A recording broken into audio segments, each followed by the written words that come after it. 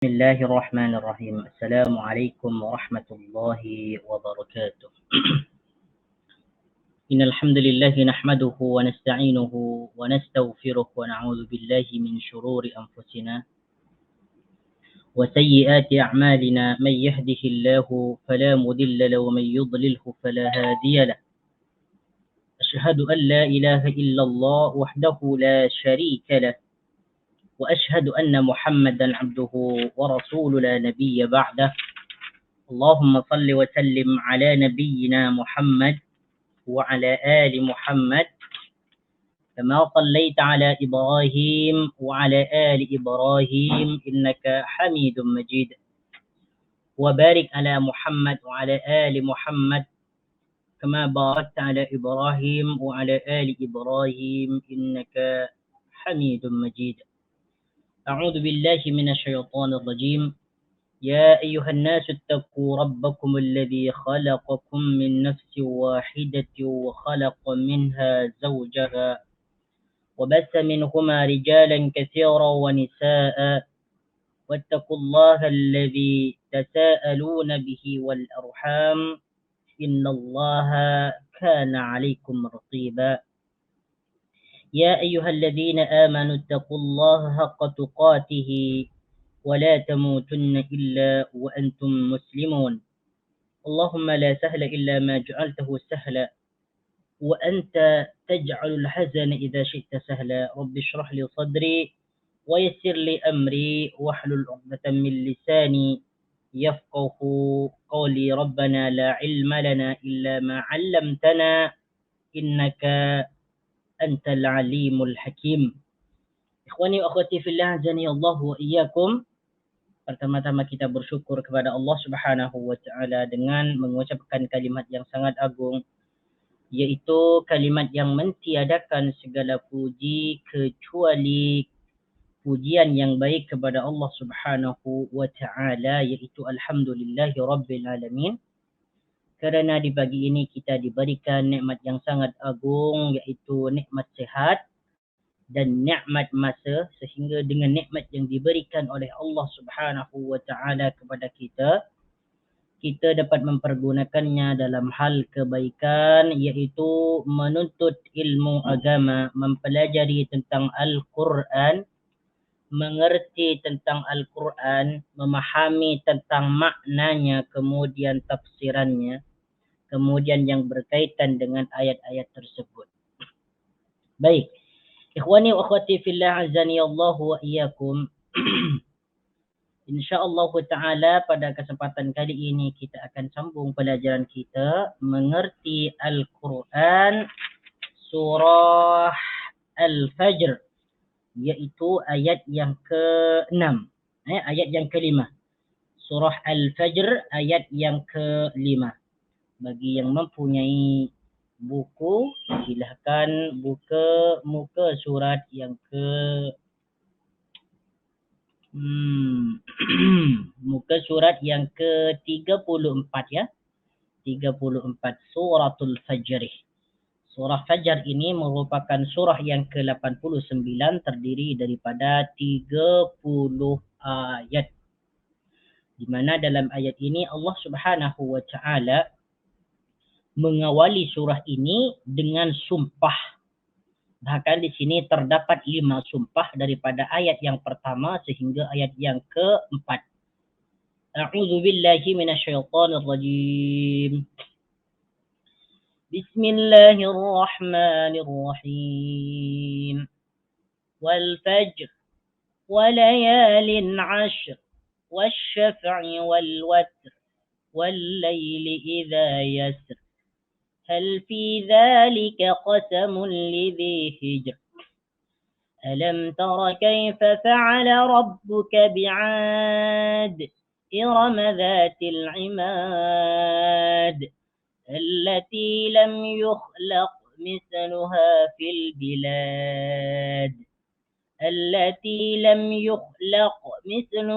البلاد وثمود الذين جابوا الصخر بالواد وفرعون ذي الأوتاد الذين طغوا في البلاد الذين طغوا في البلاد فأكثروا فيها الفساد فصب عليهم ربك سوط عذاب إن ربك لبالمرصاد. Ayat yang kelima, hal fi zalika qasamul lidhi hijr. Pada ayat sebelumnya ni, daripada ayat yang pertama sehingga ayat yang keempat, Allah Subhanahu wa taala bersumpah dengan ciptaannya, dengan kekuasaannya. Yang pertama, Allah Subhanahu wa taala bersumpah dengan perkataan al-fajr wal fajr, demi fajar, iaitu waktu subuh. Fajar di waktu subuh. Walayalin ash, kemudian Allah Subhanahu wa taala bersumpah dengan 10, ya, dengan 10 malam yang awal, ya, dengan 10 malam awal bulan Zulhijjah, ya, dari malam yang pertama sehingga malam yang ke-10. Kemudian ayat yang ketiga, Allah Subhanahu wa taala bersumpah lagi wasyaf'i wal watr, demi hari ataupun malam yang genap, wal watri, dan hari yang ganjil. Yang dimaksud wasyaf ini, hari yang genap adalah 10 Zulhijjah. 10 Zulhijjah, wal watri, dan hari yang ganjil, yaitu hari yang ke-9, hari Arafah. Wal laili idza yas, dan demi malam idza yas, apabila dia telah berlalu. Ya, apabila dia telah berlalu. Hal fi dzalika qasamul lidhi hijr. Hal fi dzalika, yang demikian itu, qasamul lidhi hijr, terdapat sumpah lidhi hijrin, bagi orang-orang yang mau berakal, bagi orang-orang yang berakal. Qasamun adalah sumpah, Qasamun ni makna dia adalah sumpah. Qasamun adalah sumpah lidhi hijr, bagi orang yang berakal. Fi dzalika, yang demikian itu, maksudnya yang dimaksud fi dzalika di sini adalah sumpah-sumpah yang dikatakan oleh Allah Subhanahu wa taala, seperti al-fajr wa layalin ashr wa syaf'i wal watr wal laili idza yas. Qasamun lidhi hijr, terdapat sumpah lidhi hijrin, bagi orang yang mempunyai akal. Lidhi, bagi orang yang mempunyai. Dhi di sini merupakan asmaul khamsah, bukan af'alul khamsah, ya, asmaul khamsah, daripada isim-isim yang 5. Salah satu isim yang 5 adalah dhi, ya. Salah satunya adalah dhu ataupun dhi, yang bermakna yang mempunyai. Lidhi hijr, bagi orang yang mempunyai hijrin, akal. Perkataan hijrin ni makna dia adalah akal, ya, akal. Makna asalnya hijrin ni adalah larangan. Makna asalnya hijrin adalah larangan. Larangan. Makna asalnya adalah larangan. Cuman yang dimaksud hijrin di sini adalah akal. Kenapa hijrin di sini dimaknai akal? Mari kita tengok dalam tafsir Ibnu Katsir, ya. Hal fi dzalika qasamul lidhi hijr. Kata Ibnu Katsir, ay lidhi aqlin wa lubbin, yaitu bagi orang yang mempunyai akal. Jadi lidhi hijr ni makna dia adalah orang yang mempunyai akal. Ya. Di sini kenapa hijr itu bermakna akal? Innama summiyal aqlu, kata Ibnu Katsir, wa innama summiyal aqlu hijran li'annahu yamna'ul insan min ta'ata ma la yaliqu bihi min al-af'ali wal aqwal. Hijr ni, perkataan hijr disebut akal, ya. Ya, perkataan al-aqlu, ya, summiyal aqlu hijran, perkataan akal disebut dengan perkataan lain yaitu hijron, karena ianya mencegah ataupun melarang manusia min ta'aqa ma la yaliqu bihi min al-af'al wal aqwal, yaitu melarang manusia itu daripada berbuat sesuatu yang tidak pantas, yang tidak sesuai, yang tidak layak. Yaitu mencegah manusia daripada berbuat atau berkata sesuatu yang tidak layak. Nah, makanya hijr itu melarang. Ya, hijr melarang. Melarang. Disebut akal perkataan hijr nih karena ianya mencegah manusia itu melakukan sesuatu yang dilarang. Melakukan ataupun berkata sesuatu yang dilarang. Makanya hijr itu disebut akal.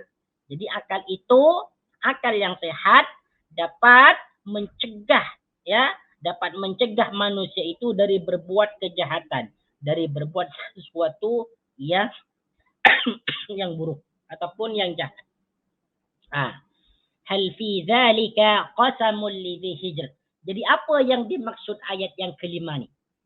Fi dzalika qasamul lidzi hijr. Pada yang demikian itu terdapat sumpah bagi orang yang mempunyai akal. Mari kita tengok ni tafsiran dia. Salah satunya ayat yang kelima ini sebagaimana yang ditafsirkan oleh oleh Syekh Muhammad Sulaiman Al-Ashqar, ya. Syekh Dr. Muhammad Sulaiman Al-Ashqar, mudarris University Islam Madinah, beliau mengatakan makna al-hijr yakni akal. Maka barang siapa yang memiliki akal, niscaya ia akan mengetahui bahawa segala sesuatu yang dipakai Allah sebagai sumpah memang layak untuk dipakai untuk itu. Ini tafsiran daripada Syekh Dr. Muhammad Sulaiman Al-Ashqar. Mari kita tengok lagi tafsiran yang lain. Tafsiran yang lain iaitu Syekh Profesor Dr. Wahbah Az-Zuhaili. Beliau mengatakan apa yang dimaksud ayat yang kelima ni. Beliau berkata, adakah sumpah-sumpah ini ada yang dapat diterima? Sumpah-sumpah ni daripada ayat yang pertama sehingga ayat yang keempat ni ada yang dapat diterima oleh orang-orang yang berakal. Bahawa apa yang dijadikan sumpah oleh Allah itu adalah sesuatu yang sangat besar. Sesuatu yang hak untuk dijadikan sumpah. Ya. Jadi setiap Allah Subhanahu wa taala, ya, bersumpah di dalam Al-Quran itu bertujuan untuk menjelaskan sesuatu yang sangat penting sekali, di mana sesuatu itu boleh dijadikan sebagai ibrah atau pembelajaran oleh manusia. Sehingga bagi orang yang mempunyai akal, dia akan mengetahui apa yang dimaksud daripada sumpah-sumpah itu.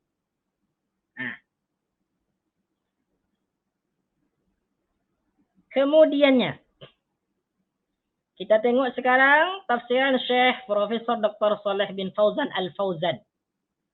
Beliau mengatakan, apakah dari apa yang telah disebutkan di ayat-ayat di atas yang Allah Azza wa Jalla bersumpah dengannya, qasamul lidzi hijr, ada sumpah yang berguna bagi orang-orang yang berakal. Apakah sumpah itu dapat diterima oleh mereka dan memikirkan keajaiban-keajaiban yang ada padanya? Perkataan hijr bererti al-aqlu, iaitu akal. Kerana sesungguhnya akal yang sihat mampu mencerna dan menerima dan memahami ayat-ayat tersebut dan menerimanya. Sedangkan orang yang tidak memiliki akal yang sihat, dia mampu memahami ayat tersebut, akan tetapi tidak mengimaninya, tidak beriman kepadanya. Maka keberadaannya seperti dengan ketiadaannya. Dia tidak dapat mengambil manfaat dari amalan yang dia kerjakan. Ayat-ayat Allah yang dia pahami tidak bermanfaat baginya tanpa keimanan yang nyata. Ini yang dimaksud dengan pentafsiran hal fi zalika qasamul lidhi hijr. Baik, ayat berikutnya ayat yang ke-6. Alam tara kaifa fa'ala rabbuka bi'ad.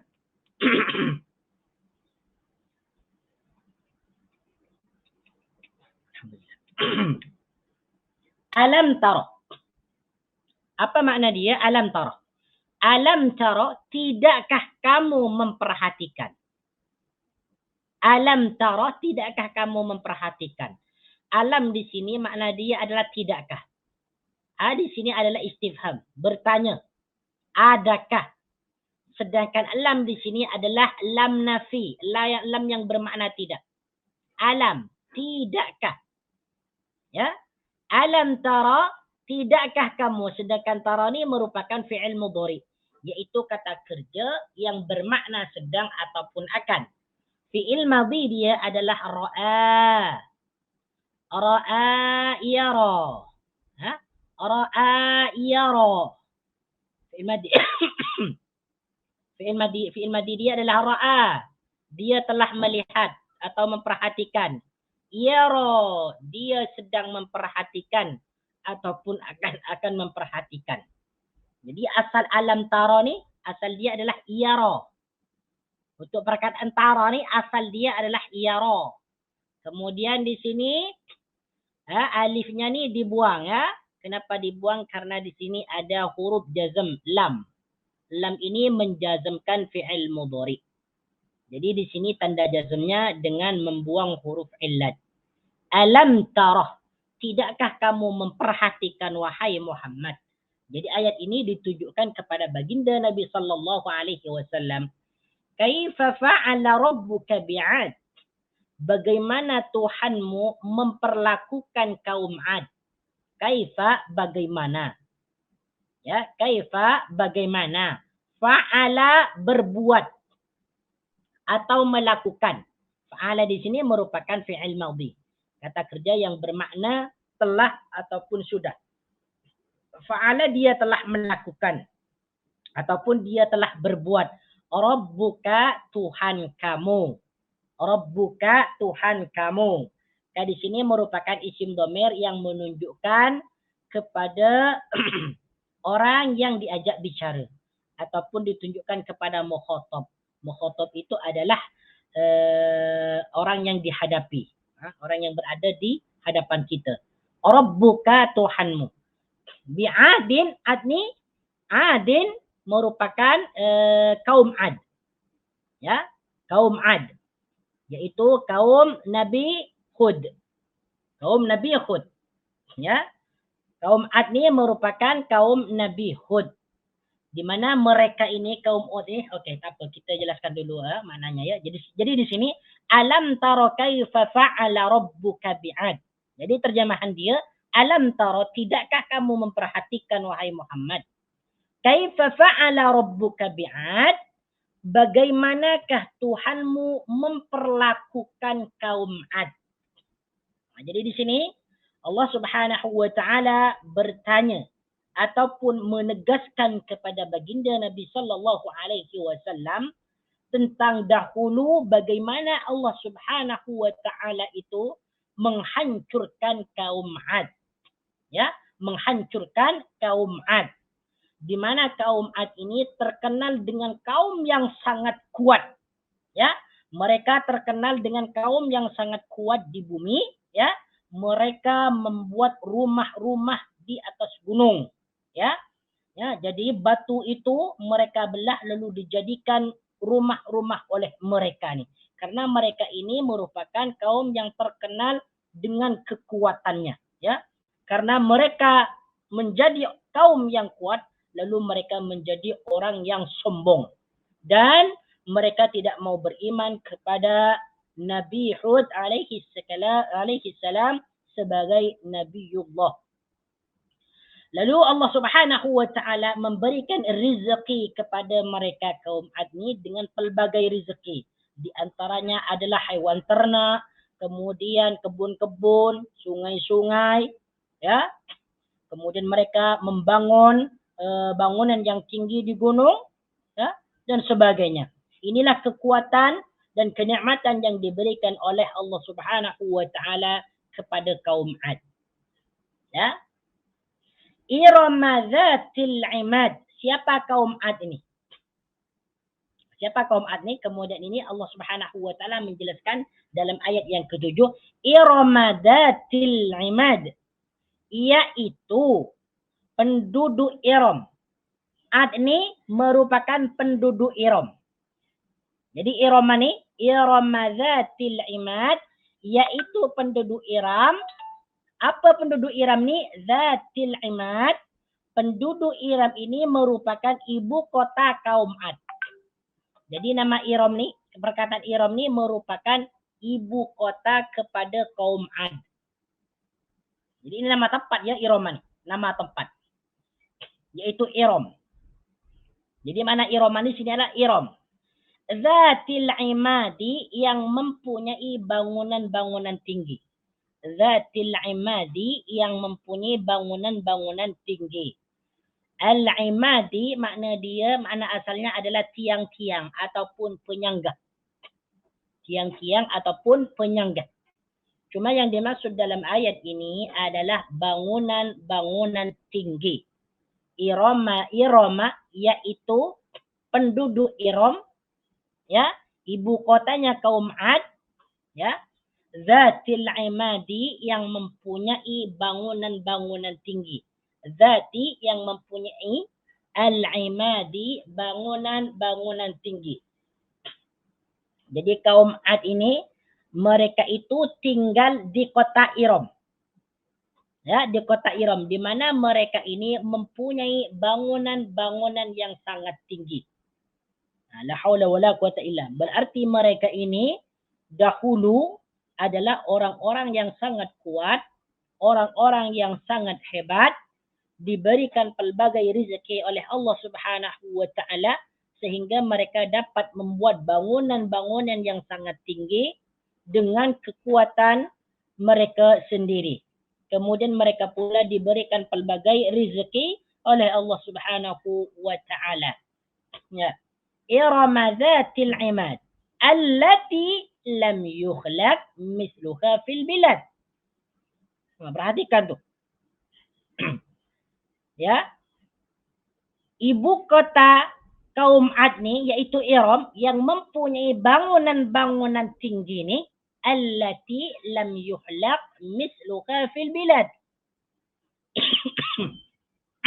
Yang belum pernah didirikan atau diciptakan, ya, yang belum pernah. Allati lam yuhlaq.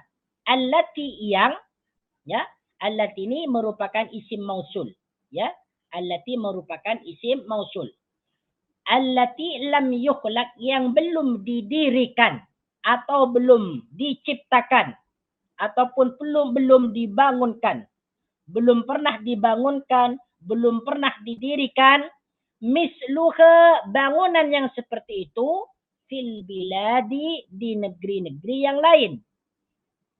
Fil biladi, di negeri-negeri yang lain. Allati lam yukhlaq. Perkataan yukhlaq ni merupakan fi'il mudhari. Fi'il mudhari'un.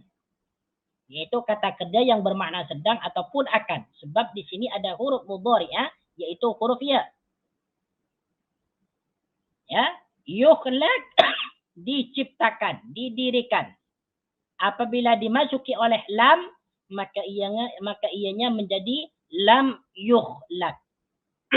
Yang berarti belum pernah didirikan ataupun belum pernah diciptakan. Misluha, bangunan yang sama dengannya, fil biladi, di negeri-negeri yang lain. La haula wala quwata illa billah. Coba perhatikan di sini. Jadi bangunan-bangunan kaum Ad ni yang berada di Iram ini merupakan tempat-tempat ataupun bangunan di mana tidak pernah diciptakan, tidak pernah didirikan bangunan yang sama dengannya. Maksudnya ini merupakan bangunan yang paling tinggi, bangunan yang paling kokoh pertama kali yang dibuat oleh kaum Ad. Di negeri-negeri yang lain selain Ad ni, dia tidak dijumpai tempat-tempat ataupun bangunan seperti ini. La haula wala quwata illa billah. Allati lam yukhlaq misluha fil bilad. Perkataan al-biladu ni merupakan jamak kepada baladun. Jamak dia biladun. Ya, jamak dia adalah biladun. Bermakna negeri-negeri. Fil biladi, di negeri-negeri yang lain. Jadi yang pertama, Allah Subhanahu wa taala ya bertanya kepada baginda Nabi sallallahu alaihi wasallam, menegaskan kepada beliau tentang kaum Ad, di mana kaum Ad ini merupakan penduduk yang sangat kuat yang dapat membuat bangunan-bangunan tinggi, yaitu di ibu kota Iram, di mana bangunan-bangunan tersebut belum diciptakan, belum pernah dibangun sebelumnya. Ini yang pertama. وَثَمُودَ الَّذِينَ جَابُوا الصَّخْرَ بِالْوَادِ. وَثَمُودَ, dan kepada kaum Samud, الَّذِينَ جَابُوا الصَّخْرَ بِالْوَادِ, yang memotong ya, وَثَمُودَ, dan kepada kaum Samud, الَّذِينَ جَابُوا, yang mereka memotong. Kalau dalam terjemahan seperti apa? وَثَمُودَ الَّذِينَ جَابُوا الصَّخْرَ بِالْوَادِ, dan terhadap kaum Samud yang memotong. Okey, yang memotong ya. Alladzina jabu. Jabu di sini makna dia adalah memotong. Ya, ini menunjukkan orang ramai. Ya, sebab di sini ada waw jamak. Jadi perkataan jabu ni dia merupakan fi'il madhi, kata kerja yang bermakna telah. Bentuk mufrad dia adalah jabah. Jabah, dia telah memotong. Bentuk musanna, bentuk kedua ditambah alif menjadi jabah.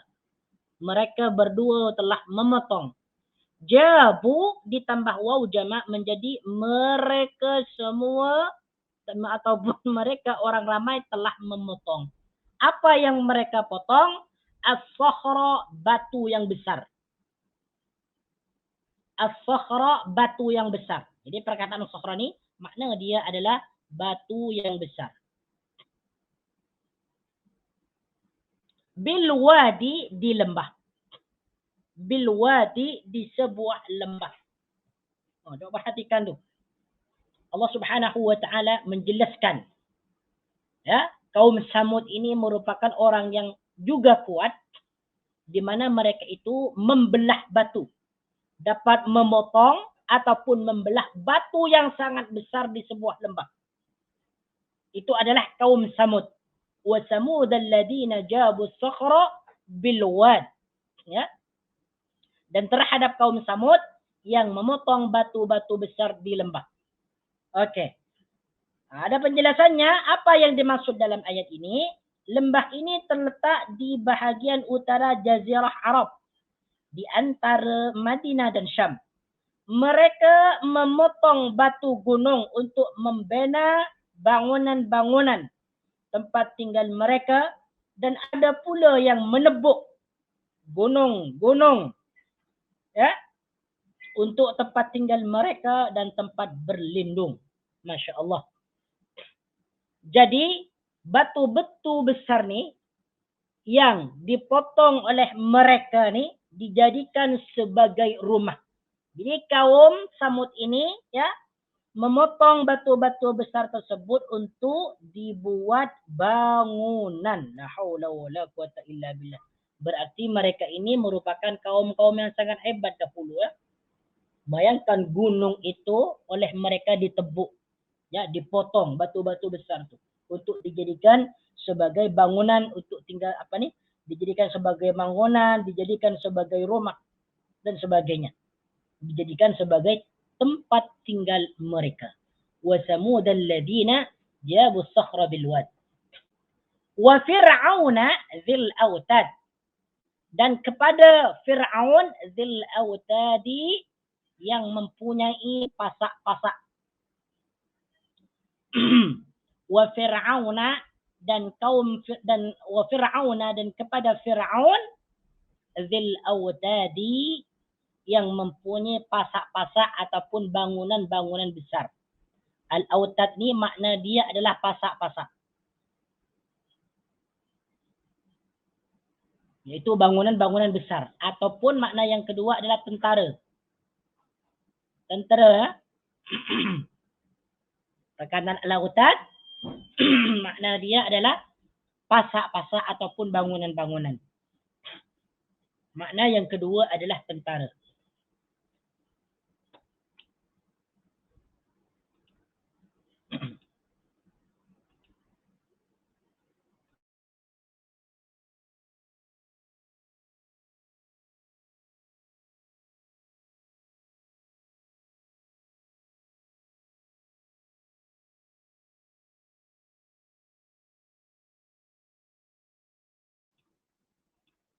Baik. Kalau kita tengok dalam tafsir Ibnu Katsir di sini ya, yang dimaksud wa fir'auna dzil autad. Wa fir'auna dzil autadi. Dan Fir'aun dzil autadi yang mempunyai pasak-pasak ataupun bangunan ataupun tentara. Disebutkan dalam tafsir Ibnu Katsir, qala al-Aufi an Ibn Abbas al-autad al-junudu alladzina yashudduna lahu amrahu. Menurut Ibnu Abbas, al-autad ni makna dia adalah al-junuduh, prajurit ataupun bala tentara. Alladzina yashudduna lahu amrahu, yang menjalankan perintah Fir'aun. La haula wala quwwata illa billah. Ini salah satu tafsiran lah. Tapi ada dalam tafsiran lain, dzil autad ini makna dia adalah yang mempunyai pasak-pasak ataupun ataupun bangunan-bangunan besar. Jadi Fir'aun itu mempunyai bangunan-bangunan yang besar juga. Jadi di sini Allah Subhanahu wa taala menegaskan kepada baginda Nabi sallallahu alaihi wasallam 3 kaum yang mempunyai bangunan-bangunan besar. Yang pertama adalah kaum 'Ad. Mereka telah membuat bangunan-bangunan besar di ibu kota mereka, yaitu Iram. Yang kedua adalah kaum Samud, di mana mereka membuat bangunan-bangunan itu daripada batu. Yang ketiga adalah Fir'aun yang mempunyai bangunan-bangunan yang tinggi. Alladzina taghaw fil bilad. Ya. Jadi mereka-mereka ini merupakan orang-orang yang kuat. Orang-orang yang pandai membuat bangunan-bangunan tinggi. Akan tetapi mereka alladzina taghaw fil bilad. Alladzina taghaw fil bilad, mereka ya taghaw ni makna dia adalah berbuat zalim atau melampaui batas. Alladzina taghaw fil bilad, yaitu mereka melakukan kezaliman atau melampaui batas fil biladi, di dalam negeri-negeri. Alladzina taghaw fil biladi, mereka melampaui batas atau melakukan kezaliman fil biladi, di dalam negeri. Kalau nak ikutkan terjemahan ni, terjemahan dia dalam Al-Quran, yang bermaharaja lela di dalam negeri.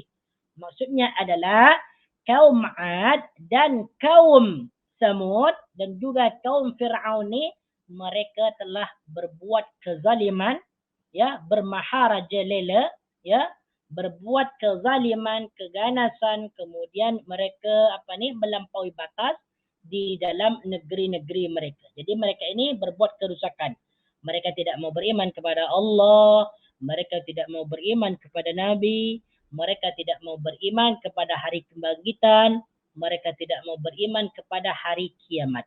Jadi alladzina taghaw fil bilad. Taghaw di sini merupakan fi'il madhi, yaitu kata kerja yang bermakna telah. Mufrad dia adalah tagha. Ya, tagha. Dia telah melampaui batas atau melakukan sewenang-wenang. Ya, bentuk jamak dia taghaw. Mereka berbuat sewenang-wenang ataupun berbuat kezaliman. Alladzina taghaw fil bilad. Baik. Fa'aksaru fiha al-fasad. Fa'aksaru, fa di sini bermakna lalu. Fa'aksaru, lalu mereka membanyakkan ataupun memperbanyak al-fasada, kerusakan, fiha, di dalamnya. Fa'aksaru.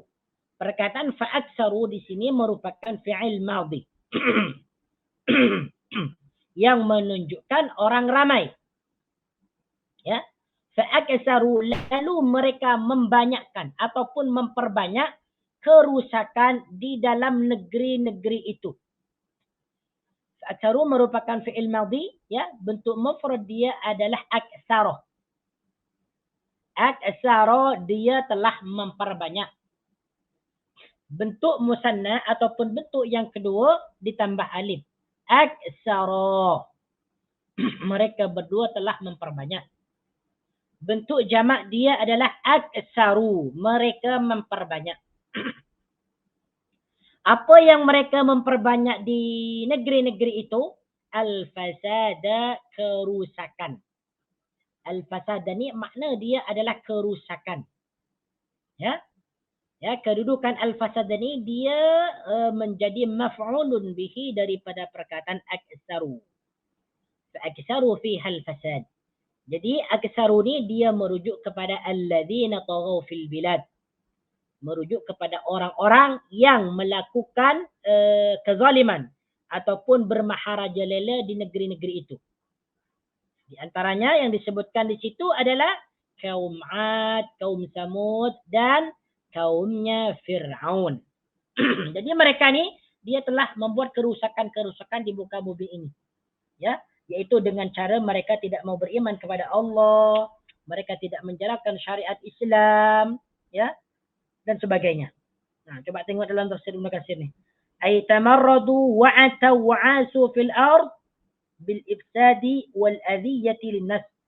Jadi mereka itu hidup di muka bumi ini membuat kerusakan dan juga menyiksa manusia. Ya?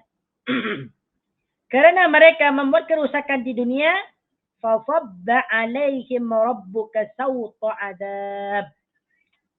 Fasabba alaihim rabbuka. Fasabba makna dia adalah menuangkan. Sabba yusabbu ni makna dia, makna asalnya menuangkan. Cuman yang dimaksud di sini adalah melimpahkan, ya. Melimpahkan ataupun mengenakan. Ya. Melimpahkan ataupun mengenakan. Nah, menimpakan, ya. Menimpakan. Fasabba alaihim rabbuka sawta adab.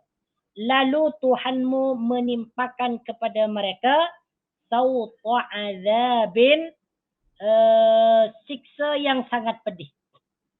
Sawta azabin, siksa yang amat pedih. Kalau di sini diterjemahkan paluan azab kepada mereka. Ya. Fasabba lalu. Ya, fasabba lalu Tuhanmu, ya, menimpakan atas mereka sawta azabi, azab yang sangat pedih, atau sawta ni makna dia, makna asalnya adalah cambuk. Cambuk atau pecut, ya. Cambukan, ya, cambukan atau cemeti. Tetapi di sini diterjemahkan dengan paluan, ya, paluan. Ya, paluan azab kepada mereka. Jadi perkataan sabba ni di sini merupakan fi'il madhi. Sabba ya sabbu. Sabba ya subbuh. Itu menimpakan ataupun menuangkan. Alaihim, atas mereka. Him yang dimaksud di sini adalah alladzina taghaw fil bilad, yaitu orang-orang yang melampau di negeri-negeri itu. Kaum Samud, kaum 'Ad dan kaum Fir'aun. Rabbuka, Tuhan kamu, sawta azabin, paluan azab ataupun azab yang sangat pedih. Jadi terjemahan yang sempurna adalah lalu Tuhanmu menimpakan kepada mereka paluan azab ataupun azab yang sangat pedih. Nah, jadi apa yang dimaksud dalam ayat ini? Bahwasanya apabila mereka ini berlaku pelbagai kerusakan ataupun kejahatan di muka bumi, dengan mereka tidak mau beriman kepada Allah ataupun mereka menyiksa orang lain, lalu Allah mengirimkan kepada mereka azab yang sangat pedih. Jadi kaum Ad ni ya, mereka disiksa oleh Allah Subhanahu wa taala. Begitu juga dengan kaum Ad. Begitu juga dengan kaum Samud. Ya, begitu juga dengan kaum Fir'aun yang ditenggelamkan di dalam lautan. Kalau kita tengok dalam tafsir Ibnu Katsir ya, fasabba alaihim rabbaka sawta adab. Apa yang dimaksud dalam ayat tersebut? Fasabba alaihim rabbuka sawta adab. Ay anzala alaihim rijzam minas sama' wa ahalla bihim uqubatan la yarudduha 'anil qaumil mujrimin. Yaitu Allah menurunkan kepada mereka ya rijzan minas sama', yaitu siksaan daripada langit, bencana daripada langit. Wa ahalla bihim uqubatan, ya, dan mereka diberikan siksaan la yarudduha 'anil qaumil mujrimin, yang tidak dapat ditolak oleh orang-orang yang melakukan dosa besar. Jadi mereka ini diberikan siksaan oleh Allah Subhanahu wa taala, daripada yang mana siksaan itu dikirim daripada langit. Inna rabbaka labil mirsad. Inna rabbaka, sesungguhnya Tuhanmu. Inna ini merupakan huruf taukid. Huruf taukid. Ya, huruf taukid. Yang berfungsi untuk menegaskan ataupun menguatkan. Apabila kalimat diawali oleh huruf taukid inna, itu bermakna kalimatnya sangat kuat sekali. Inna rabbaka, sesungguhnya Tuhanmu, labil mirsadi, mengawasi. Benar-benar mengawasi. Labil mirsadi, benar-benar mengawasi. La di sini merupakan lam ibtida, ya. Disebut lam ibtida ataupun lam muzahlaqah, yang berfungsi sebagai taukid. Sama dengan inna. La di sini berfungsi sebagai taukid, menguatkan. Jadi apabila ada kalimat diawali dengan inna, lalu juga ada lam ibtida, berarti kalimat tersebut sangat kuat, sangat tegas sekali. Jadi terjemahan ayat yang ke-14 ini, inna rabbaka labil mirsad. Perkataan mirsad maknanya adalah menyaksikan ataupun mengintai. Labil mirsad, menyaksikan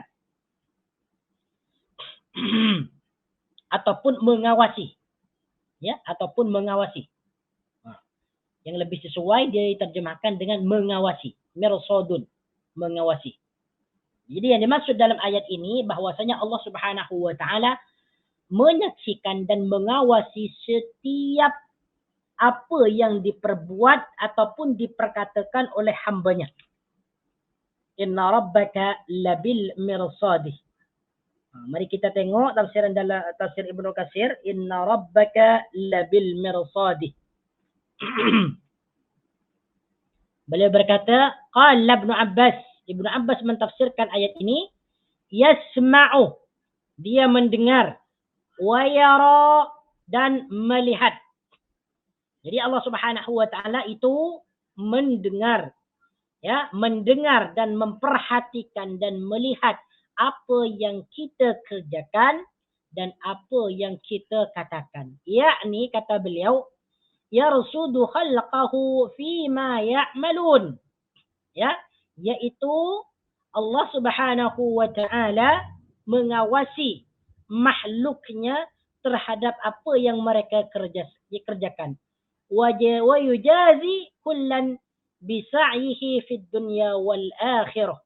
Dan dia memberikan balasan terhadap segala sesuatu yang diusahakan oleh mereka di dunia dan di akhirat.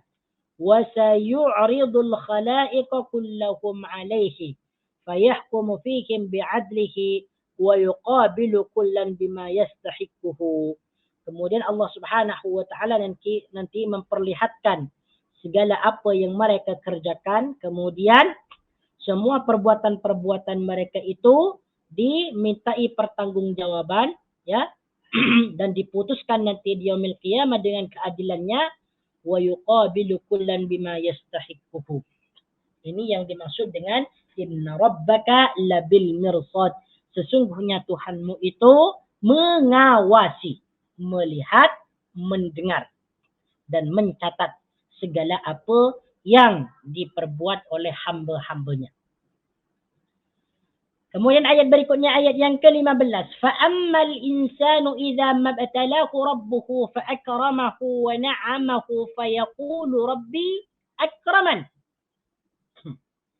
Fa'ammal insan. Kalau kita berjumpa dengan perkataan fa'amma, itu makna dia adalah adapun.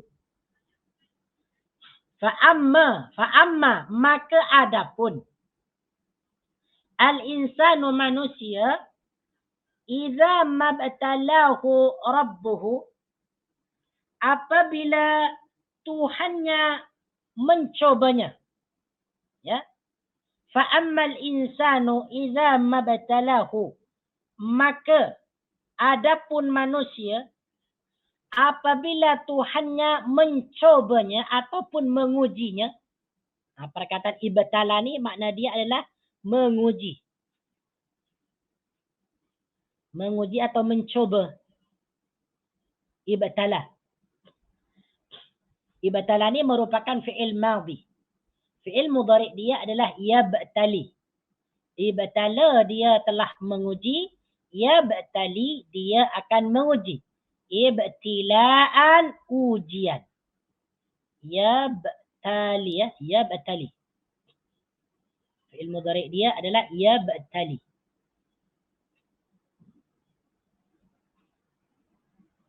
Kalau ibtala ni dia fi'il madhi. Bermakna telah. Ibtala telah menguji atau mencoba. Memberikan cobaan. Rabbuhu Tuhannya. Fa'akramahu, lalu dia memuliakannya. Wa na'amahu, dan memberikan kenikmatan. Ataupun kesenangan kepadanya. Fayaqulu, lalu dia berkata, Rabbi akraman. Rabbi Tuhanku, akramani, memuliakanku. Rabbuhu Tuhan dia. Di sini merupakan isim dhamir yang merujuk kepada al-insan. Ya. Fa'akramahu, lalu dia memuliakan. Akramani makna dia memuliakan. Ini juga fi'il madhi. Juga fi'il madhi. Fi'il mudhari' dia adalah yukrimu. Akrama dia telah memuliakan. Yukrimu dia akan memuliakan atau sedang memuliakan. Ikraman, memuliakan. Ini bentuk masdarnya ikraman. Fa'akramahu, lalu dia memuliakannya. Wa na'amahu. Perkataan na'amah. Na'amah ni juga fi'il madhi. Mengikut wazan fa'alah. Na'ama fa'alah. Kalau akrama, dia mengikut wazan af'alah. Af'alah. Akrama af'alah. Kalau ibtala, dia mengikut wazan ifta'alah. Asal dia ibtalayah. Ifta'alah. Okey. Jadi di sini ibtala, akrama, na'ama, ketiga kalimat ini merupakan fi'il madhi. Ibtala dia menguji, akrama dia memuliakan, na'ama dia memberikan kesenangan atau memberikan nikmat. Fayaqulu, lalu dia berkata. Siapa yang dimaksud ayat yaqulu ni? Iaitu al-insan. Fayaqulu, maka dia yang dimaksud adalah al-insan, dia berkata, Rabbi Tuhanku. Rabbi Tuhanku. Rabbun adalah Tuhan. Kalau Tuhanku adalah Rabbi. Jadi sini ia ni disebut ia mutakallim. Iaitu ia yang menunjukkan kepada orang yang berbicara. Disebut ia mutakallim wahdah.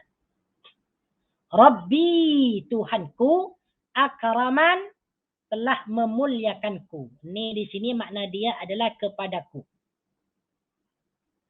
Asal dia akramani. Asal dia akramani. Panjang asal dia. Akramani. Ada ya mutakallim yang dibuang. Akramani, yang telah memuliakanku. Akrama di sini adalah merupakan fi'il madhi juga. Sama dengan fa'akramahu ni.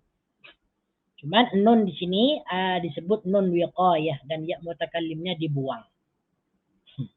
Jadi terjemahan yang sempurna. فَأَمَّا الْإِنسَانُ إِذَا مَبْتَلَاهُ رَبُّهُ فَأَكْرَمَهُ وَنَعَمَهُ فَيَقُولُ رَبِّ أَكْرَمَنِ. Maka adapun manusia, apabila Tuhannya mengujinya, lalu dia memuliakannya dan memberikan nikmat ataupun kesenangan kepadanya, dia berkata, Tuhanku telah memuliakanku. Kalau kita ikutkan dalam terjemahan Al-Quran, maka berkenan manusia apabila Tuhan mengujinya lalu memuliakannya dan memberikan kesenangan, maka dia berkata, Tuhanku telah memuliakanku. Jadi apa yang dimaksud dalam ayat ini? Maksudnya adalah ketika manusia itu diuji oleh Allah Subhanahu wa taala dengan cara dimuliakan dan diberikan rezeki yang melimpah, maka manusia itu akan berkata, Rabbi akraman. Tuhanku telah memuliakanku. Kata mereka. Padahal pada hakikatnya Allah Subhanahu wa taala memberikan pelbagai kenikmatan dan kemuliaan kepada dia, itu tujuannya untuk menguji mereka. Adakah mereka itu mau bersyukur kepada Allah Subhanahu wa taala atau mereka mau kufur? Ini tujuan Allah Subhanahu wa taala, memberikan rezeki yang melimpah kepada manusia. Kepada manusia. Cuman manusia itu sendiri menyangka bahwa segala rezeki, segala kedudukan, kemuliaan yang dia capai itu merupakan itu bertujuan bahwasanya Allah sedang memuliakannya. Padahal tidak. Akan tetapi Allah Subhanahu wa taala sedang mencoba dia. Adakah dia itu mau bersyukur terhadap nikmat yang diberikan oleh Allah Subhanahu wa taala ataupun mereka mau kufur. Itu tujuan dia. Fa ammal insanu idza mabtalahu rabbuhu fa akramahu wa na'amahu fa yaqulu rabbi akraman. Coba kita tengok nih dalam tafsir Ibnu Katsir nih supaya kita lebih jelas. Yaqulu ta'ala منكرا على الإنسان في اعتقاده إذا وسع الله عليه في الرزق ليختبره في ذلك فيعتقد أن ذلك من الله إكرام له وليس كذلك بل هو ابتلاء وامتحان. Kata Ibnu Katsir, Allah Subhanahu wa taala mungkiran, memungkiri, mengingkari, terhadap keyakinan manusia ketika Allah Subhanahu wa taala meluaskan rezekinya. Padahal Allah Subhanahu wa taala itu sedang menguji dengan rezeki itu. Faya'taqidu anna dzalika minallahi ikramun lahu wa laysa kadzalik. Lalu manusia itu yakin bahwa rizki yang diberikan oleh Allah Subhanahu wa taala sebagai bentuk bahwa Allah sedang memuliakannya. Walaysa kadzalik. Bukan seperti itu. Allah memberi rezeki itu bukan untuk memuliakannya, bukan. Kata Ibnu Katsir, bal huwa ibtila'un wa imtihanun. Akan tetapi semua itu adalah cobaan. Ini perhatikan ya. Perhatikan bagi kita nih yang mempunyai harta banyak, rumah megah, duit, dolar, ringgit dan sebagainya, berjuta-juta, berbilion-bilion, kemudian dia mempunyai kedudukan ataupun pangkat yang tinggi. Jangan yakin, jangan menyangka bahwa itu adalah kemuliaan daripada Allah. Bukan. Jangan menyangka seperti itu. Apalagi mereka yang mempunyai ini pelbagai harta ni, pelbagai nikmat ni, apalagi mereka itu tidak menggunakannya dalam hal ketaatan kepada Allah. Itu bukan suatu kemuliaan. Bukan. Tetapi Allah Subhanahu wa taala sedang menguji mereka. Adakah mereka itu mau bersyukur ataupun tidak? Adakah mereka itu ingin mempergunakan harta yang mereka miliki itu di jalan Allah ataupun untuk bersenang-senang untuk mereka sendiri? Itu tujuannya. Nah, jangan senang ya. Kalau kita punya harta yang banyak, jangan kita senang. Jangan kita happy dulu. Takutnya itu adalah cobaan kepada kita. Kalau itu merupakan cobaan dan kita tidak lulus, wah itu bahaya. Kalau ada cobaan, pasti ada sesuatu yang diinginkan oleh Allah Subhanahu wa taala. Adakah orang tersebut nanti lulus daripada cobaanku ataupun dia gagal? Kalau dia gagal, maknanya dia bahaya. Kemudian ayat yang ke-16. Jadi ketika manusia diberikan pelbagai nikmat dan mereka dimuliakan oleh Allah Subhanahu wa taala, mereka menyangka bahwa ketika itu Allah sedang memuliakannya. Wa amma idza mabtalahu faqadara alaihi rizqahu fayaqulu rabbi ahanan. Wa amma idza mabtalahu, dan adapun idza mabtalahu, apabila Tuhannya mengujinya. Idza mabtalahu. Ini kita jumpa lagi dengan idza mabtalahu. Sama dengan perkataan di atas idza mabtalahu juga. Wa amma idza mabtalahu, dan adapun apabila Tuhannya mengujinya, mencobanya, faqadara alaihi rizqahu, lalu ya faqadar, membatasi ya. Makna qadar di sini membataskan ataupun apa di sini, coba tengok dalam terjemahannya. Ya, membataskan, membatasi rezeki. Faqadar alaihi rizqahu, lalu dia membatasi ya, untuk lalu dia membatasi rezekinya. Faqadara, qadar di sini merupakan fi'il madhi. Qadara yaqdir. Qadara salah satu maknanya adalah membatasi ataupun menetapkan. Qadara alaihi, membatasi rezekinya. Rizqahu, rezekinya. Hi di sini merujuk kepada al-insan ya. Hi di sini rujukan dia adalah al-insan. Rizqahu, rezekinya. Jadi perkataan rizqi dalam bahasa Melayu itu diserap daripada bahasa Arab rizqun. Rizqun, rezeki. Rizqahu, rezekinya. Oh, di sini dia merujuk kepada al-insan. Rizqahu, rezekinya. Jadi ketika Allah Subhanahu wa taala menguji suatu kaum dengan cara rezekinya dibatasi. Maksudnya apa?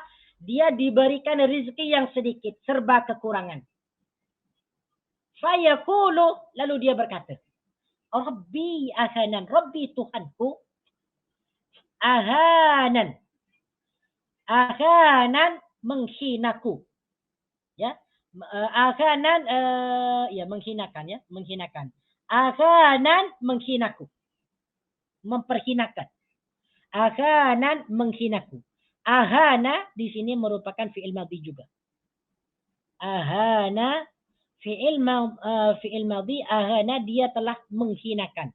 Fi'il mudhari dia adalah yuhinu. Ahana yuhinu. Mengikut wazan af'ala yuf'ilu. Ahana dia telah menghinakan. Yuhinu dia akan menghinakan ataupun sedang menghinakan.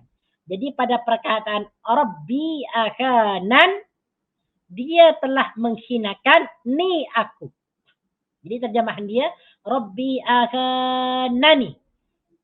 Tuhanku telah menghinakanku. Jadi apa yang dimaksud dalam ayat ini? Ayat yang ke-16. Jadi terjemahan secara sempurna, apabila Tuhannya mengujinya, lalu dia membataskan rizkinya, maksudnya rizkinya diberikan sedikit, fayaqulu maka dia berkata, Rabbi akanan, Tuhanku telah menghinaku. Inilah manusia. Jadi maksudnya apabila manusia diuji oleh Allah Subhanahu wa taala dengan cara diberikan rezeki yang sedikit, dengan cara rezekinya dibatasi, ya, maka dia akan berkata, ini adalah penghinaan. Allah telah menghinaku karena Allah telah memberikan rezeki yang sedikit kepadaku. Ini perkataan manusia apabila mereka diuji dengan cara diberikan rezeki yang sedikit. Padahal bukan begitu. Itu bukan penghinaan, tetapi itu adalah ujian, cobaan daripada Allah Subhanahu wa taala. Adakah orang yang diberi rezeki yang sedikit itu bersabar ataupun tidak? Adapun orang yang diberikan rezeki yang sedikit itu bersabar ataupun tidak. Itu tujuan Allah Subhanahu wa taala menguji dia dengan cara diberikan rezeki yang sedikit. Jadi Allah Subhanahu wa taala memberikan banyak rezeki dan memberikan sedikit rezeki, itu kedua-duanya adalah cobaan. Allah menjadikan manusia itu kaya, sebab Allah ingin mencobanya. Adakah dia mau bersyukur ataupun kufur? Adakah dia mempergunakan harta tersebut dalam hal kebaikan ataupun tidak? Itu tujuan Allah. Begitu juga ketika Allah mencoba orang dengan cara diberikan rezeki yang sedikit. Adakah dia mau bersabar ataupun tidak? Jadi antara orang kaya dengan orang miskin, kedua-duanya adalah cobaan. Kaya dan miskin itu adalah cobaan. Cobaan orang kaya apa? Adakah dia bersyukur ataupun tidak?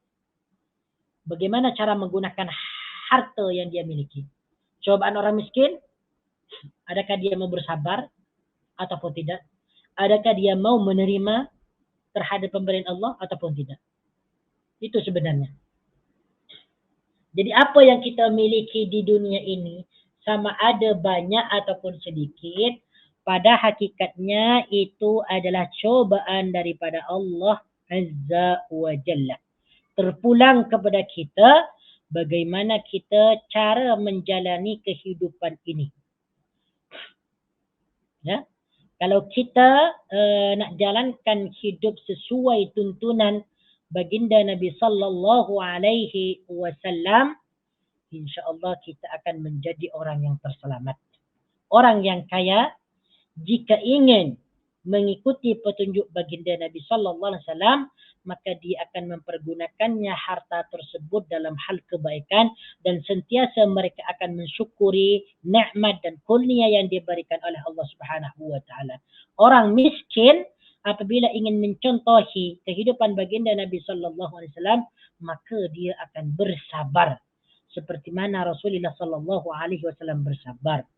Baginda Nabi sallallahu alaihi wasallam serba kekurangan hidupnya. Kadang sampai 2 hari 2 malam beliau tidak mendapatkan makanan untuk dimakan. Dan beliau tidak pernah merasa kenyang kecuali beliau itu makan bersama orang ramai.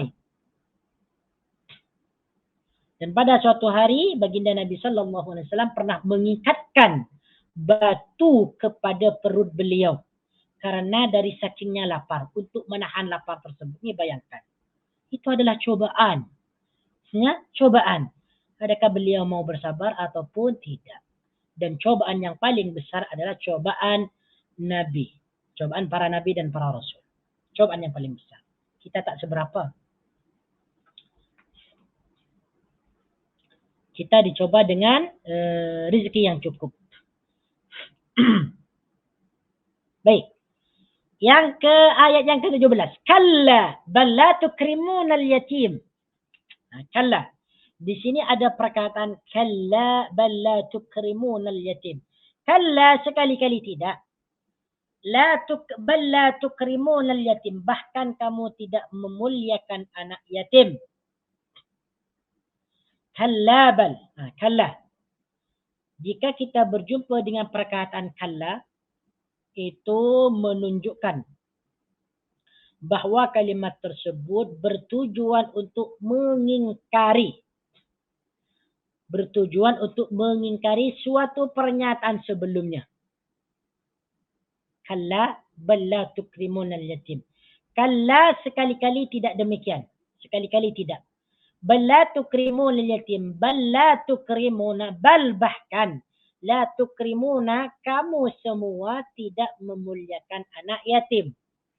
La tukrimuna, perkataan tukrimuna ni, dia merupakan af'alul khamsati. Fi'il-fi'il yang mempunyai 5 bentuk. Disebut af'alul khamsah. Ya, af'alul khamsah. Kenapa tukrimuna disebut af'alul khamsah? Karena tukrimu merupakan fi'il mudhari yang dipertemukan dengan waw dan nun.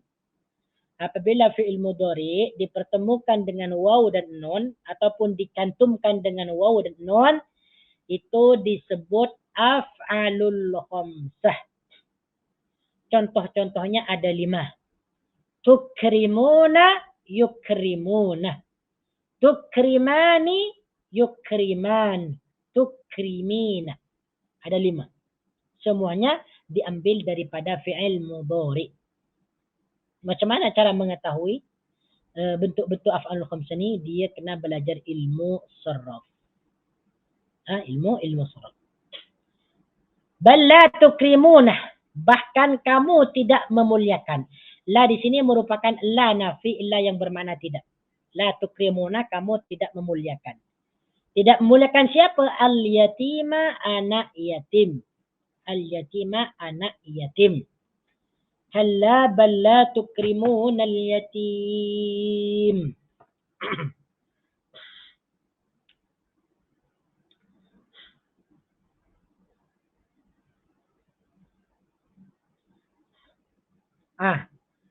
Jadi sebagaimana sudah dijelaskan tadi,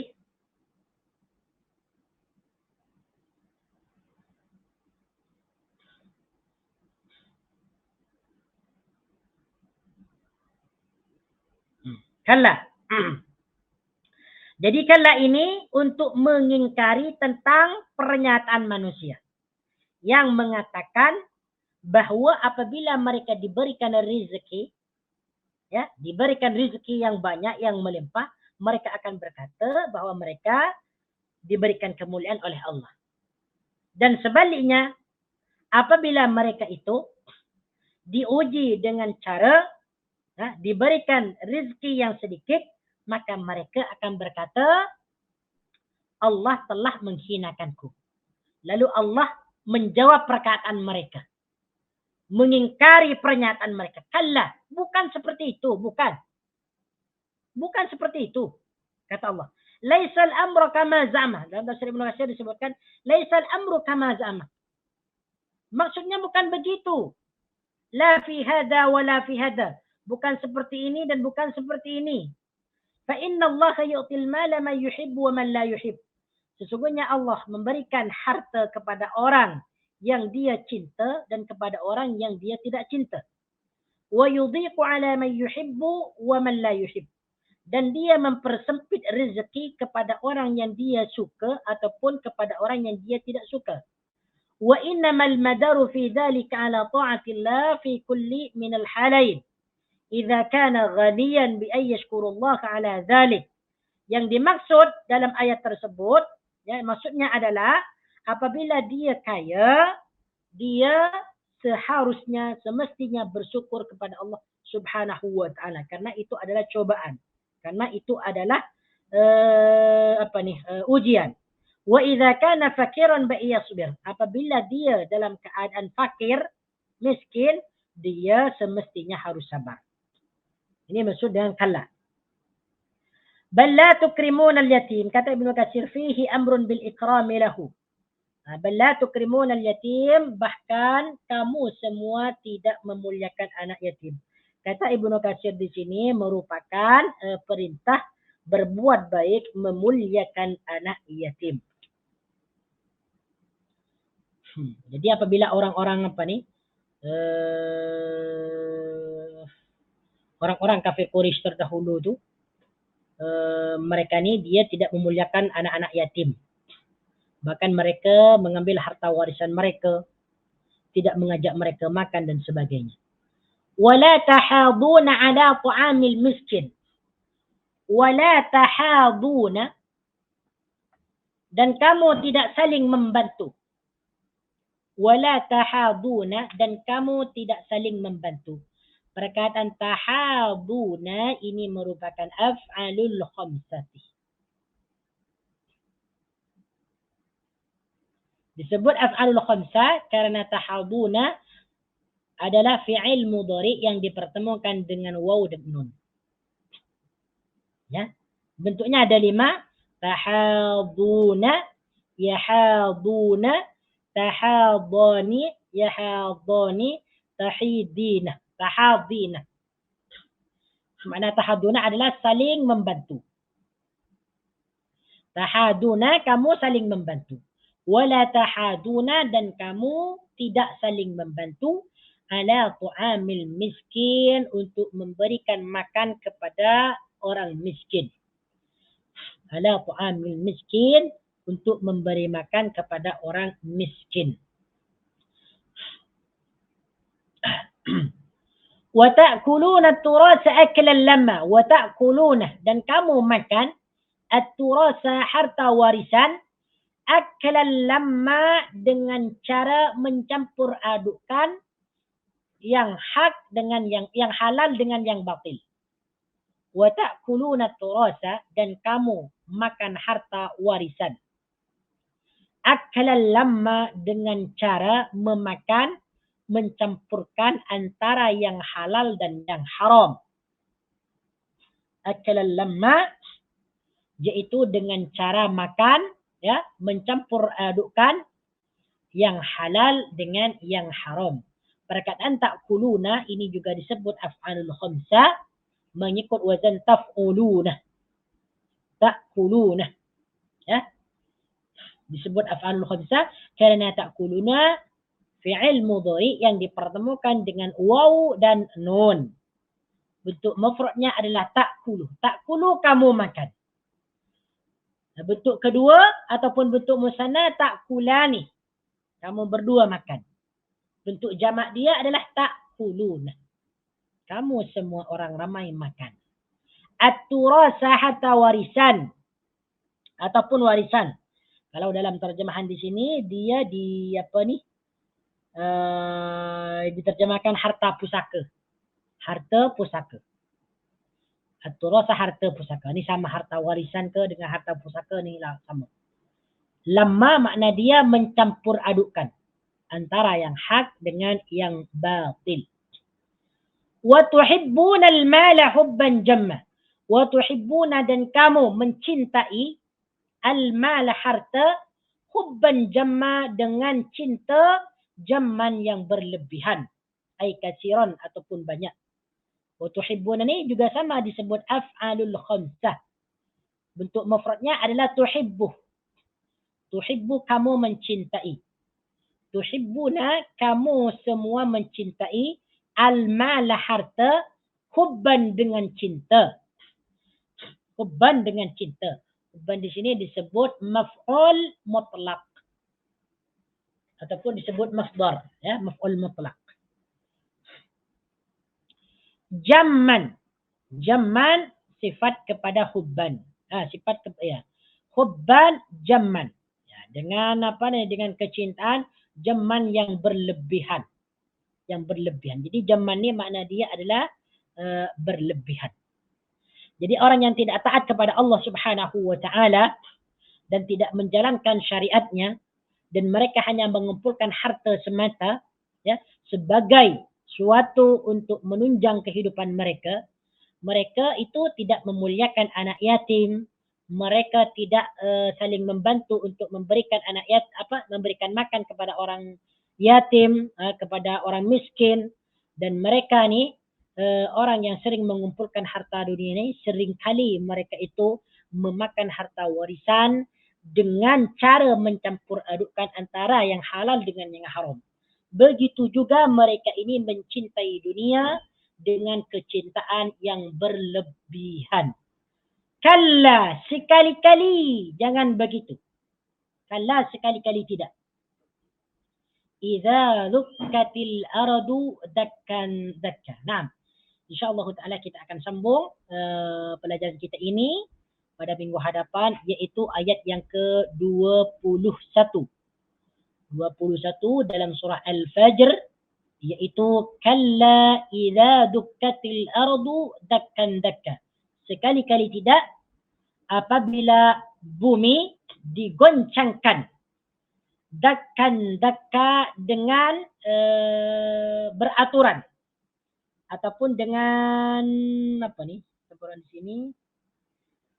Dakkan dengan berturut-turut, ya, berturut-turut. Dan insyaallah taala akan dijelaskan pada minggu hadapan. Naam.